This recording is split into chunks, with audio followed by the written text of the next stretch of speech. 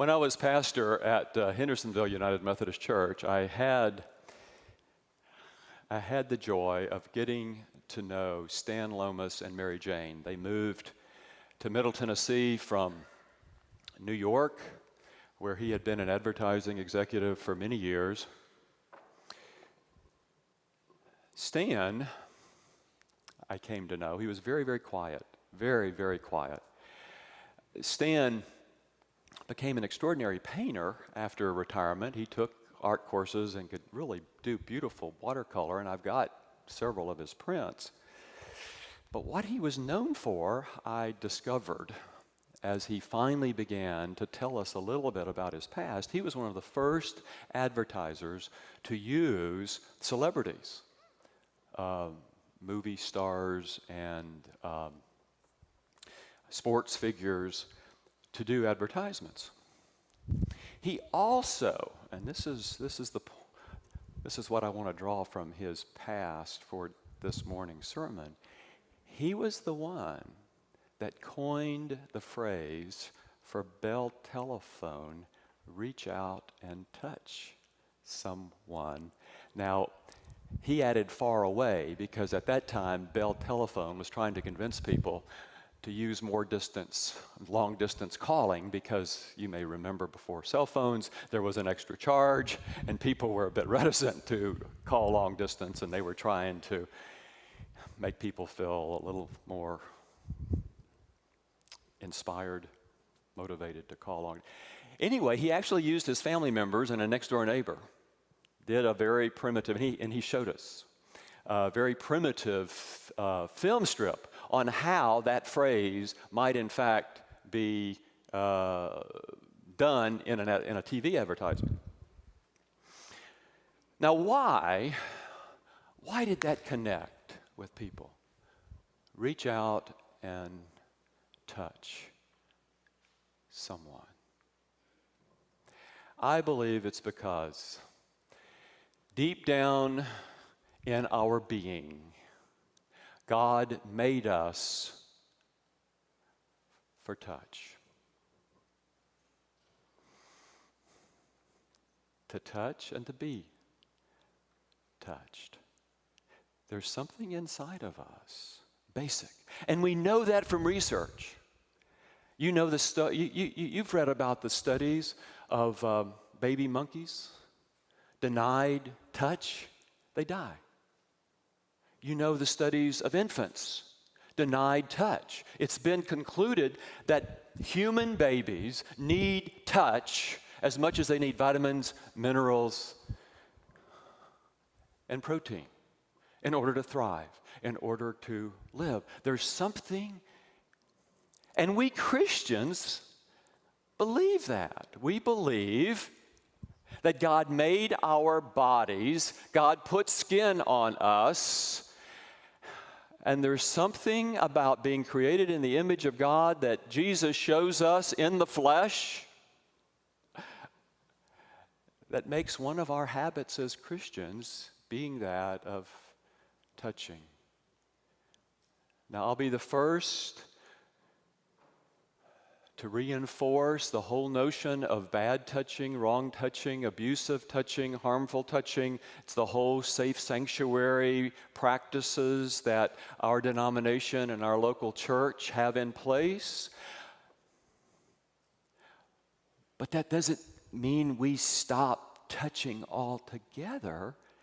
It means we distinguish between touching that harms and touching that nurtures and that comforts and that heals.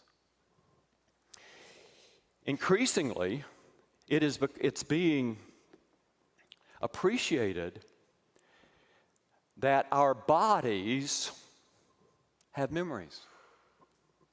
We have previously thought all of our memories are up here, which, by the way, happens to be part of the body. But it's being acknowledged that our memories are throughout our whole bodies. Have you ever had an experience and you find yourself becoming anxious, sweating, upset, and you know in your head that what just happened doesn't warrant What you're feeling? Well, it's been proven, again, that a present-day experience, like one from the past that was traumatic, it's called a trigger, triggers all those feelings from the past that the body feels in the present. Because the flesh, it's the way God made us. Our bodies carry past experience, both good and not so good. Now, we Christians have to swim upstream a bit against the current to have a positive perspective on the flesh, because we have inherited a lot of negative baggage regarding our bodies. Goes back to early Christianity and Gnosticism, who believed that all things material, physical, fleshly, especially the body, were created by a lesser God. And now imprison the spark, the divine spark of God. Jesus' role was to come with secret knowledge to unlock that prison of the physical so that all the pieces of the divine light might be released to return back.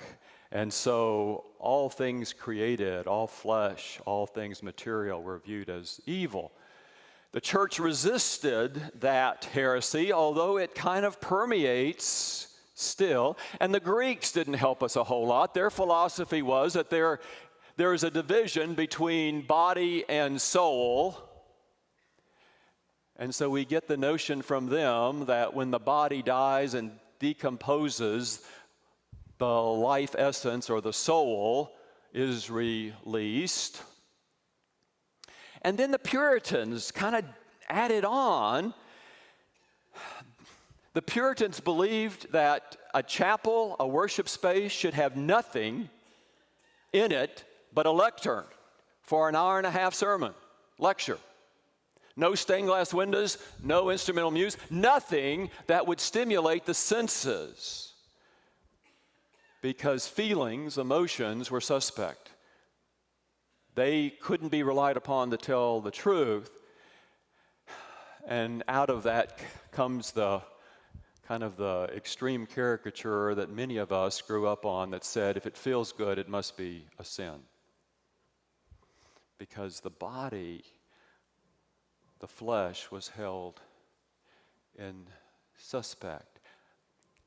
That's not the way we Christians have inherited out of our Hebrew, our Jewish tradition, an understanding of who we are that's not divided up into pieces, mind, body, and spirit, but is one whole, and you can't really tell where one stops and the other begins. We are whole. In fact, one understanding of salvation is all of our scattered, disparate pieces coming together into one whole. Salvation comes out of, it's a health metaphor. It's a healing metaphor. It has to do with being whole, all of that. I heard an interview with one of the physicians that contracted Ebola in Liberia, one of the two. I think a third one has now gone to Emory Hospital, but this was one of the early two that survived that disease in that hospital, and he was talking about the experience. He was talking about knowing what was going on with his body, and since he was a physician, he knew what the symptoms meant. He knew how close to dying he was, but then he added, the hardest part of that month in the hospital was not feeling human touch. For an entire month, he said, the only touch he felt was through 2 layers of latex or whatever the gloves are made of that everyone had to wear when they came in. He said, I found myself starved for human touch. Jesus was into touching. If we follow Jesus, we will allow ourselves to touch and be touched. Think about it. He touched the untouchables of his day. It's almost like a major part of who he is and revealing who God is was reaching out and touching those nobody else wanted to touch. Lepers. Remember how the woman crashed the dinner party, a woman of the night, everybody wanted to focus on her reputation. She came in, bathed Jesus' feet with her tears and her hair. In another account, poured expensive perfume over him as a kind of anointing. And they all said, Jesus, if you were a real prophet, you would know what kind of woman this was and you wouldn't let her, what? Touch you? Jesus touched tax collectors, he touched. And when he told the story of the parable of the prodigal son, how did, in that parable, the father convey to the son that he was loved and still viewed as a son? What did the father do? Not what the father said, but what the father did with his body. He ran out to greet the son when he saw him coming up the road. He embraced, we're told, the son. He kissed the son. He put the family signet ring on his finger, a robe on his back, sandals on his feet, had the fattest calf killed for a barbecue, and then issued invitation to all the neighborhood, come and celebrate, let's have a party. It was what he did. When we come to the table at Jesus' invitation. What did he say? This is what? My body. Body. This is my blood. And have you ever noticed Jesus didn't say, think about this and remember me? He said, do this. And we do with our bodies. We are bodily people. We do with our bodies.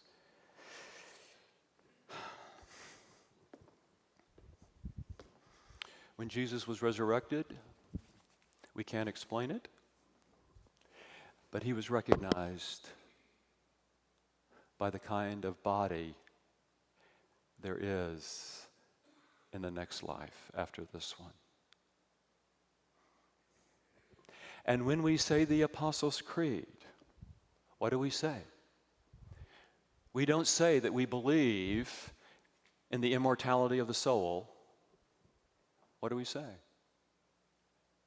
We Christians say we believe in the resurrection of the body.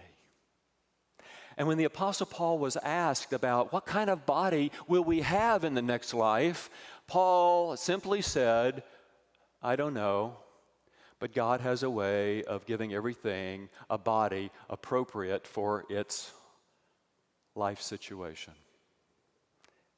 We have a body appropriate for this life situation,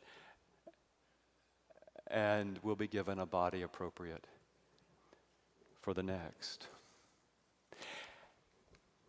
And when Paul wants to talk about the nature of the church, in 1 Corinthians 12, how does Paul describe the nature of the church? What does he liken the church to? He likens the church, us, to a body, a human body. For just as the body is one and has many members, and all the members of the body, though many, are one body, so it is with Christ. For in the one Spirit we were all baptized into one body, Jews, Greeks, slaves, free. We were all made to drink of one Spirit. Indeed, the body does not consist of one member, but many. If the foot would say, because I am not a hand, I do not belong to the body, that would not make it any less a part of the body.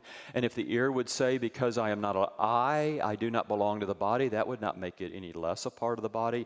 If the whole body were an eye, where would the hearing be? If the whole body were hearing, where would the sense of smell be? But as it is, God arranged the members in the body, each one of them, as He chose. If all were a single member, where would the body be? As it is, there are many members, yet one body. The eye cannot say to the hand, I have no need of you, nor again the head to the feet, I have no need of you. On the contrary, the members of the body that seem to be weaker are indispensable, and those members of the body that we think less honorable we clothe with greater honor, and our less respectable members are treated with greater respect.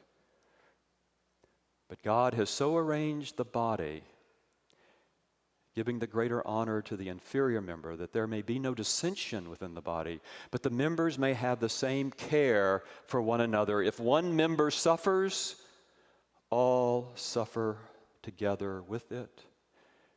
If one member is honored, all rejoice together with it. Now you are the body of Christ and individually members of it.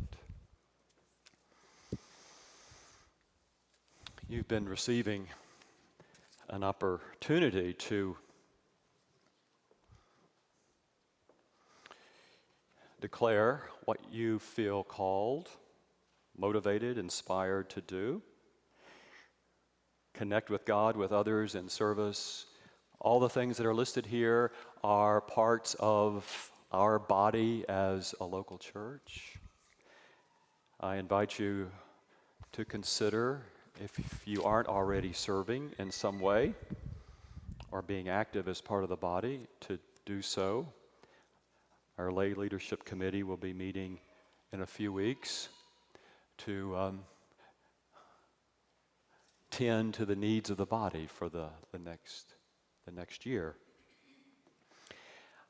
I said earlier that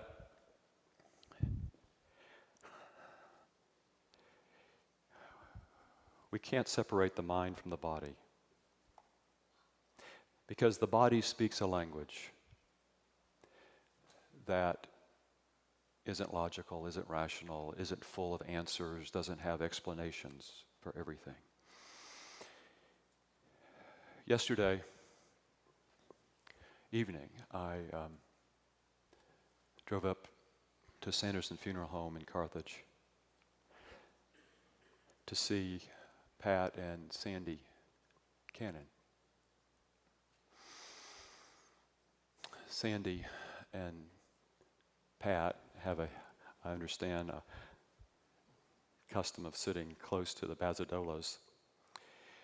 Their son and their grandson and their grandchildren, 3 of them, have been coming to worship with Sandy. Last Sunday, I understand Sherry took the oldest boy over to youth. The younger children went to Sunday school as well.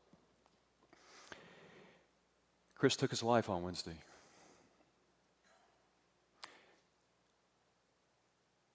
And Sandy said her last memory that she wants to cherish is of him sitting next to her in worship last Sunday morning.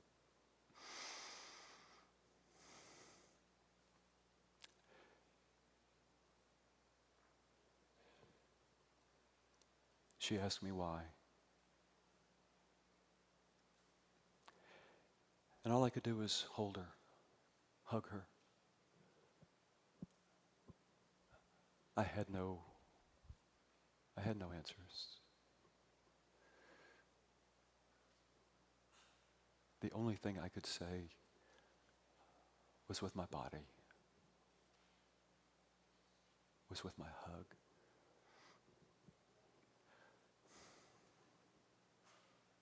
We Christians believe that God uses our touch to work miracles, to heal, to make whole, to comfort, to be with each other in those times when body language is the only language we've got, because our words are so inadequate.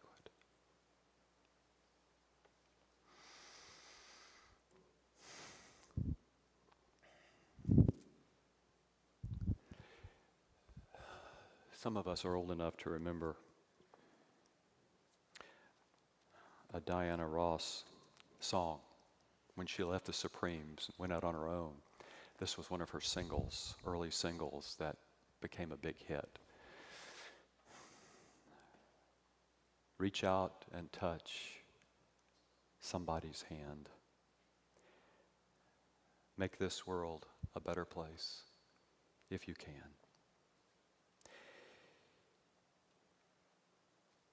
Just try to take a little time out of your busy day to give encouragement to someone who's lost the way. Just try, or would I be talking to a stone if I ask you to share a problem that's not your own? We can change things if we start giving. Why don't you?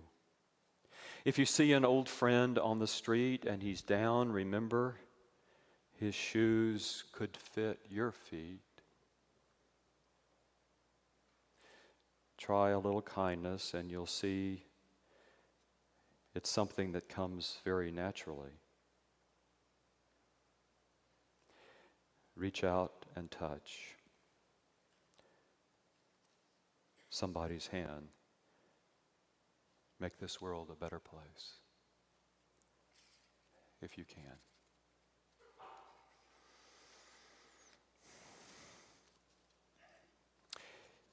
Over the years in the ministry, I've had folks tell me, you know, this passing the peace thing in church, I just don't get it, and I don't like it. I don't do it. Why do we have to do it?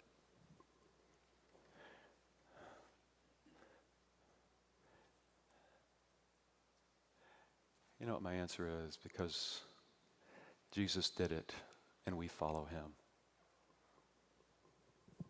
That's why we do it. So will you stand and do it? Reach out and touch someone's hand and pass the peace of Christ.